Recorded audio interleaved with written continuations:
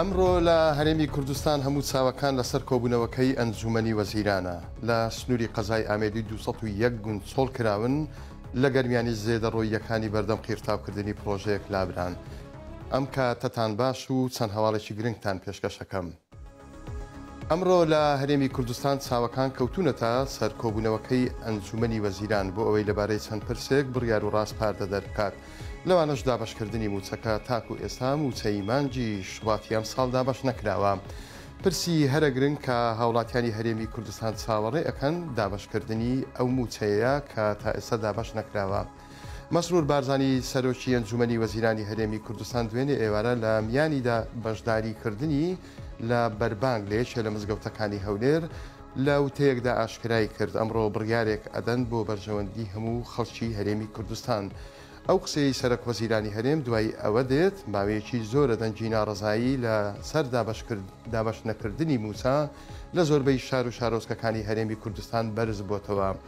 لە ڕۆژانی ڕابردووش زۆربەی فەرمانگەکانی حکوومەت لە سنووری سلێمانی و گەرمیان و ئیدارەی ڕاپەڕین بایکۆتی داوامیان کردووە. لە سنووری قەزای ئامێدی لە کۆی 358 گوند 201 گوندیان چۆڵ کراون. هۆکارەکەشی هەر وەک سەرچاوە ئەمنیەکان بە 964 یان وتوە دۆخی ناسەقامگیری ناوچەکەیە لەوانەش بوونی شەڕی نێوان سوپای تورکیا و پارتیکرێکارانی کوردستان. ئەو گوندانەی چۆڵ کراون بەشی هەرە زۆریان لە ناحیەی دێرەلوک و شیلازێن بەپێی ئەو ئامارەی 1964 کەوتووە. لە ناحیەی دێرەلوک لە کۆی 6 گوند تەنیا 11 گوندیان ئاوەدانن. لە ناحیەی شیلازێش لە کۆی 92 گوند حوتیان ئاوەدانن ئەوەی تریان هەمیان چۆڵن. لە ناحیەی چەمانچێش لە 48 گوند تەنیا 10 گوندیان باون. لە ناحیەی کانیماسێش لە کۆی 75 گوند لە سنوورەکە تەنیا 12 گوندیان ماون.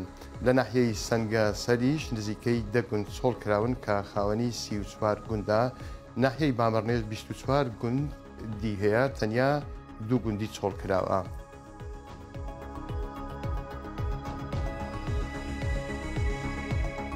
ئەمڕۆ شۆفڵ و ئامێرەکانی شارەوانی هەڵمەتی لابردنی زێدەڕۆییەکانی شەقامی پشتێنەی کەلاریان دەست پێ کرد. کارەکان لە نزیک فلکەی گردەگۆزینە بەڕێوە ئەچن کە زیاتر لە 7 ساڵە هەندێک خان و باخی هاوڵاتیانی لێبووە ڕێگر بووینە لە کاری قیرتاوکردنی پرۆژەیەک.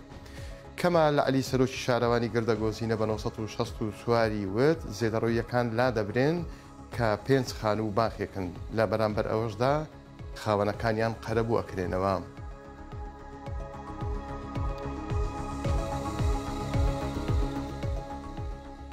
هەواڵێکی سەرنجڕاکێش لە سەر ئەو بۆردە ئاماژەی پێەکەین. ئەویش یەکێک لە ڕاوچیەکانە کە دوێنێ ڕاوی باڵندەی لە سنووری قەزای قەرەداغ کردووە. دیارە ئەو ڕاوچیە دوای ئەوەی کە ڕاوەکەی کردووە چەند باڵندەیەکی باڵندەکان دەست نیشان نەکراون چ جۆرێکە باڵندەکانی ڕاو کردووە دواتر پارچە پارچەی کردوون چووە هەر هەموو وێنەی خۆی کە چەکی بەدەستەوەیە. دووەمینیش هەم ئەو باڵندانەی کە گۆشتەکەی پارچە پارچە کردووە لە تۆڕە کۆمەڵایەتەکان بڵاوی کردوتەوە.